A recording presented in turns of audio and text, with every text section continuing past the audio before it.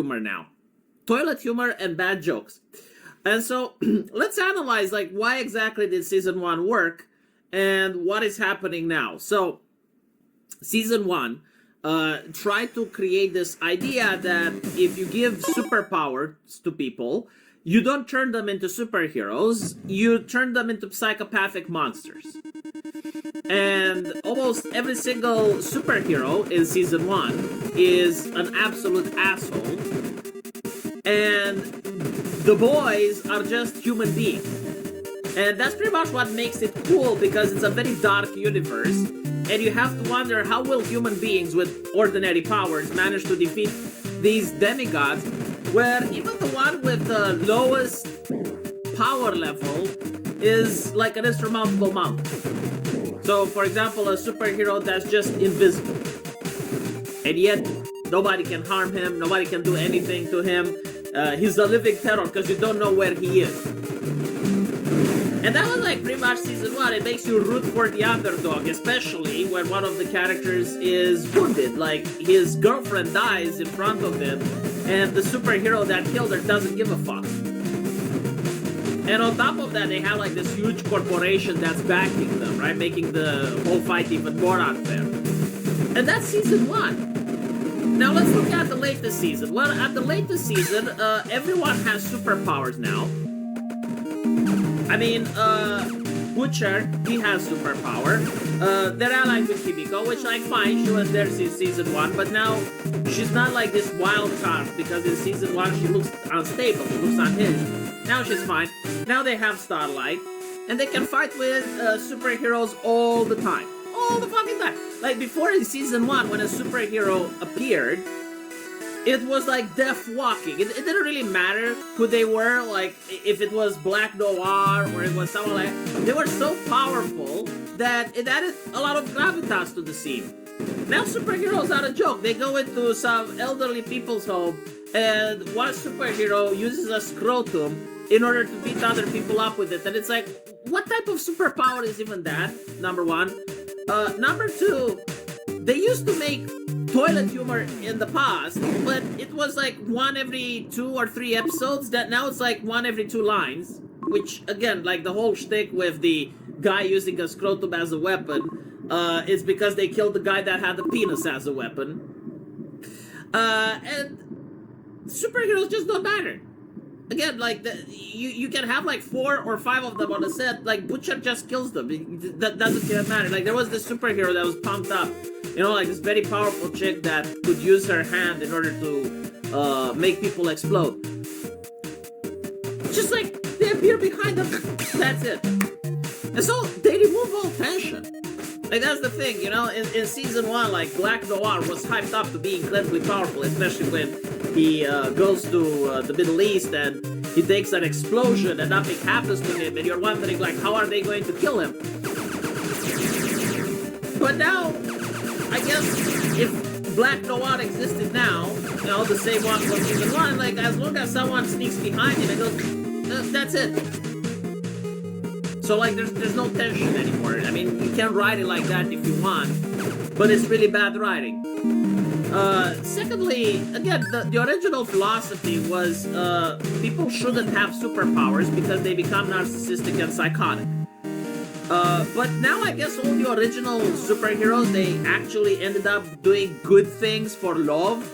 So, you know, like A-Train, all of a sudden he becomes good. You know, he has like his redemption arc because I guess he's a black character and we have black representation. And so like you can't suggest that black people are evil or anything like that. And so like he has to go through his journey and, you know, he sacrifices himself, he does the right thing. And when a superhero actually keeps being an asshole, like the Deep, he just kills another asshole, right? So like the entire philosophy, the entire premise of season 1, the writers just decided to get rid of it. The entire gravitas, the entire, you know, like a superhero being almost like a demigod, they got rid of that as well.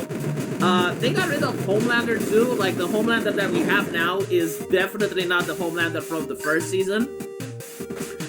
In the first season, Homelander looks, you know, what normal superheroes look to humans, Homelanders look to other superheroes. Like he was so untouchable, right? It's like if you can't really even think about how you can kill A-Train, there is no way that you can even think about how to hurt Homelander. That was like the whole thing. Like whenever he was in any scene, he was pretty much, as I mentioned before, death walking, but this time exponentially worse.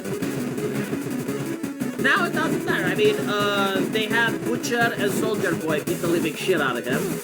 They had like some random superhero burp in his face and he just went down. I guess Soldier Boy can defeat him. It depends how the writers want it.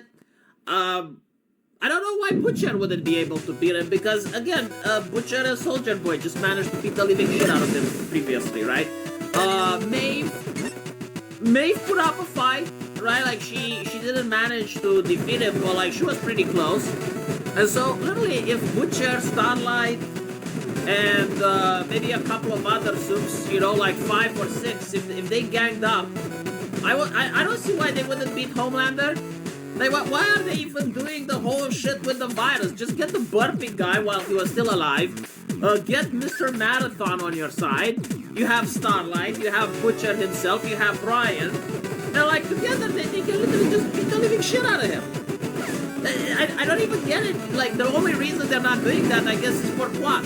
Right? Like, the plot demands that Homelander needs to still feel as if he is as dangerous in season 1 when we saw that he isn't. So, that was, again, a decision that I disagree. Like, in my opinion, Homelander should have never bled. In the comic books, he doesn't. In the comic books, he one punches Maeve and her head just flies away, you know? And it's only in the last finale that they beat him by using a clone of Homelander. So that's how he dies in the comics. But they managed to maintain the danger all the way up until that. And that is the toilet humor jokes, right? Dick jokes, penis jokes, guy shrinking, going into another guy's balls, constant talks about like most disgusting, vile, homosexuality acts imaginable, BDSM, literally anything that a straight man wouldn't like. I definitely think this is how they create fan service. It's like, would a straight man like seeing this? If yes, we can't have it in. And so like there's this level of safe edgy, right? It's like safe horny, as they say it. It's like, oh, we're transgressive, you know, we can actually show a sex dungeon. Oh, we can show a superhero shrinking and going into another man's cock. Oh yes, we can show a fish going up a man's anus. Oh yes, we can see Homelander jerking off on top of a building. Oh yeah, we can see Homelander drinking breast milk. Like they will show literally all the degeneracy imaginable, but for some reason out of all these episodes you don't get to see a single nipple. Which again, it's like making me wonder, like, do the authors have some sort of trauma? Like, did the heterosexuality actually hurt them? Like, I'm not against, you know, like showing this level of degeneracy either, but like first and foremost, there needs to be a limit to it. You know, like if you want to have like a nice degenerate joke, it needs to have a punchline and it needs to be used sparingly, which is what they did in the original season. Like in the original seasons, the toilet humor and the degeneracy was used very sparingly. You still had it, but you had it like once every 3 episodes or so.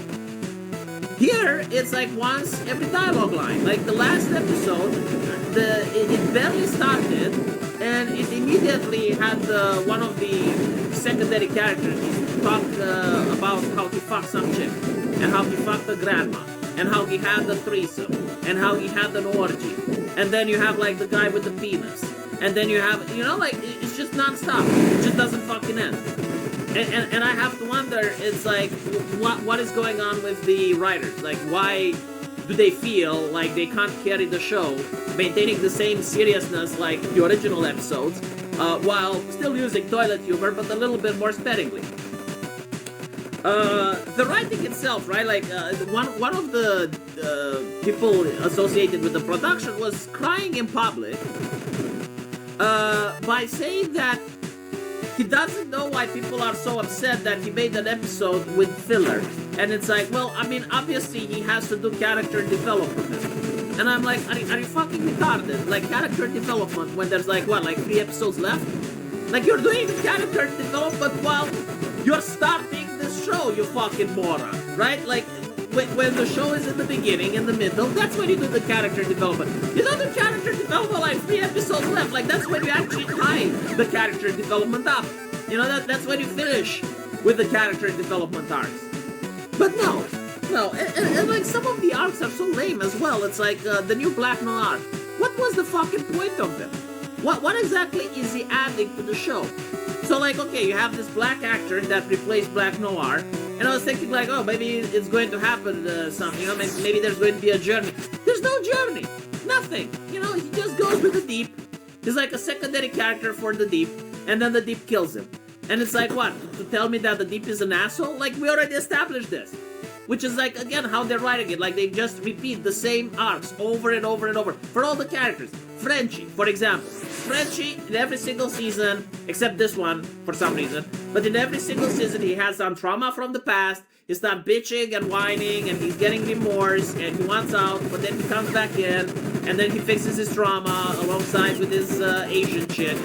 And that's pretty much it. Like, every single season, this repeats. Butcher, he does something really bad, everyone hates him, but everyone needs him, so, you know?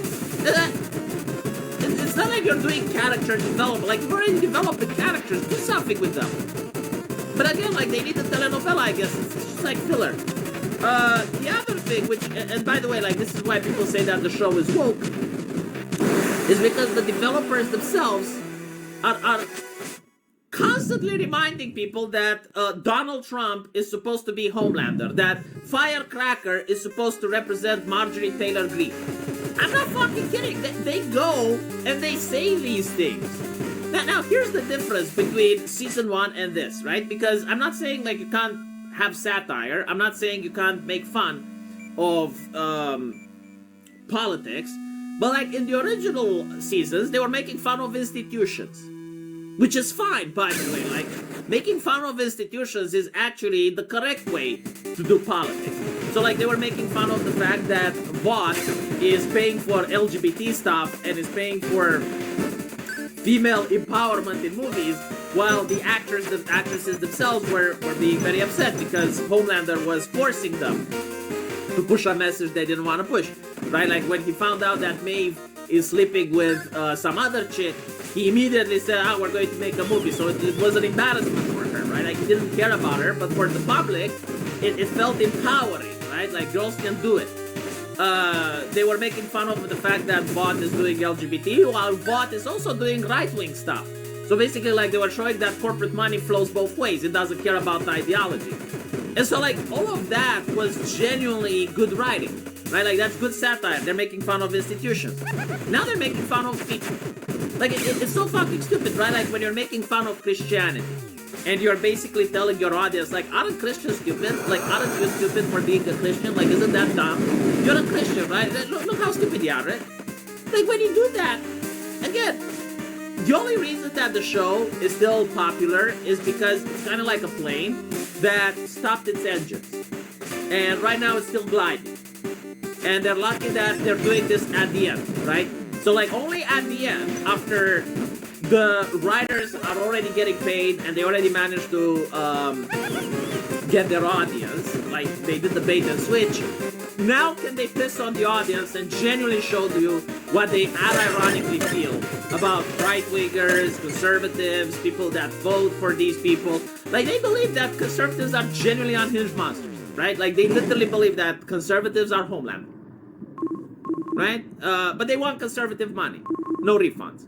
Which is interesting, I just say, you know, and then they wonder, oh, why do people hate journalists? Why do people hate Hollywood writers? I don't know, man. I don't know. It's so fucking weird. Like, it's out of the thin air, and for no reason whatsoever.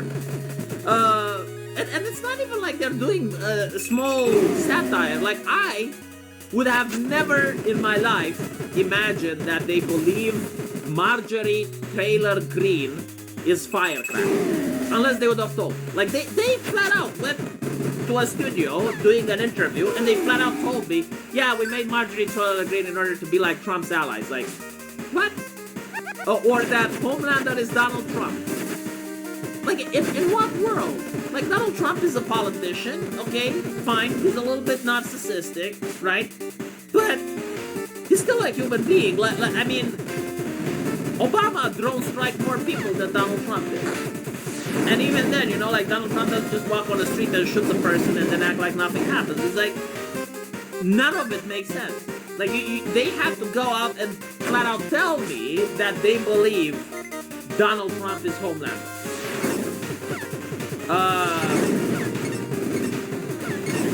All of this hatred towards the character as well. Like, Homelander was an interesting character. He was genuinely a compelling villain. Until they realized, oh, people like Homelander. And they thought that people genuinely emulate with Homelander, which is not true. Like, again, like, these people do not understand how to separate fact from fiction. They generally don't. So, like, when people say, I like the joke,